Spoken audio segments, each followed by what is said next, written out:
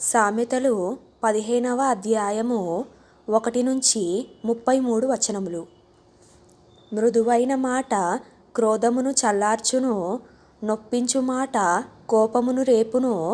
జ్ఞానుల నాలుక మనోహరమైన జ్ఞానాంశములు పలుకును, బుద్ధిహీనుల నోరు మూఢవాక్యములు కుమ్మరించును.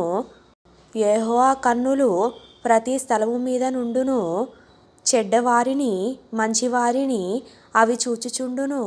సాత్వికమైన నాలుక జీవవృక్షము, దానిలో కుటిలత యుండిన ఎడల ఆత్మకు భంగము కలుగును. మూఢుడు తన తండ్రి చేయు శిక్షను తిరస్కరించును, గద్దింపునకు లోబడువాడు బుద్ధిమంతుడగును. నీతిమంతుని ఇల్లు గొప్పదననిది, భక్తిహీనునికి కలుగు వచ్చుబడి శ్రమకు కారణము. జ్ఞానుల పెదవులు తెలివిని వెదజల్లును, బుద్ధిహీనుల మనస్సు స్థిరమైనది కాదు.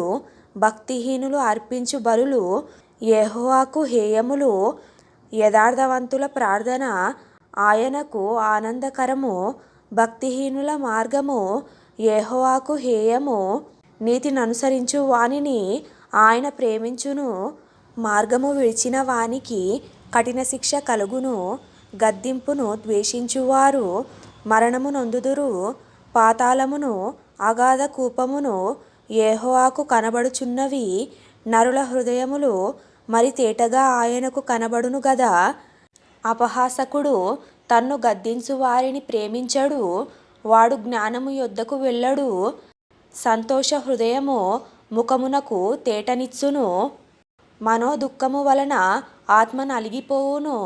బుద్ధిమంతుని మనస్సు జ్ఞానము వెదకును, బుద్ధిహీనులు మూఢత్వము భుజించెదరు. బాధపడువాని దినములన్నీయు శ్రమకరములు, సంతోష హృదయునికి నిత్యము విందు కలుగును. నెమ్మది లేకుండా విస్తారమైన ధనముండుట కంటే యెహోవా యందలి భయభక్తులతో కూడా కొంచెము కలిగియుండుట మేలు. పగవాని ఇంట క్రొవ్విన ఎద్దు మాంసము తినుట కంటే ప్రేమగల చోట ఆకుకూరల భోజనము తినుట మేలు. కోపోద్రేకియగువాడు కలహము రేపును, దీర్ఘశాంతుడు వివాదమును అణిచివేయును. సోమరి మార్గము ముళ్ళకంచె, యథార్థవంతుల త్రోవ రాజమార్గము. జ్ఞానము గల కుమారుడు తండ్రిని సంతోషపెట్టును, బుద్ధిహీనుడు తన తల్లిని తిరస్కరించును. బుద్ధిలేని వానికి మూఢత సంతోషకరము, వివేకము గలవాడు చక్కగా ప్రవర్తించును. ఆలోచన చెప్పువారు లేని చోట ఉద్దేశములు వ్యర్థమగును, ఆలోచన చెప్పువారు బహుమంది యున్న ఎడల ఉద్దేశములు దృఢపడును. సరిగా ప్రత్యుత్తరమిచ్చిన వానికి దాని వలన సంతోషము పుట్టును. సమయోచితమైన మాట ఎంత మనోహరమో, క్రిందనున్న పాతాళమును తప్పించుకొనవలెనని బుద్ధిమంతుడు పరమునకు పోవు జీవమార్గమున నడుచుకొనును. గర్విష్ఠుల ఇల్లు యెహోవా పెరికివెయ్యును, విధవరాలి పొలిమేరను ఆయన స్థాపించును. దురాలోచనలు యెహోవాకు హేయములు, దయగల మాటలు ఆయన దృష్టికి పవిత్రములు. లోభి తన ఇంటి వారిని బాధపెట్టును, లంచము నసహ్యించుకొనువాడు బ్రతుకును.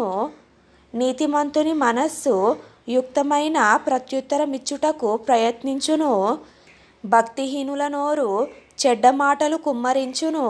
భక్తిహీనులకు యెహోవా దూరస్థుడు, నీతిమంతుల ప్రార్థన ఆయన అంగీకరించును. కన్నుల ప్రకాశము చూచుట హృదయమునకు సంతోషకరము, మంచి సమాచారము ఎముకలకు పుష్టి ఇచ్చును.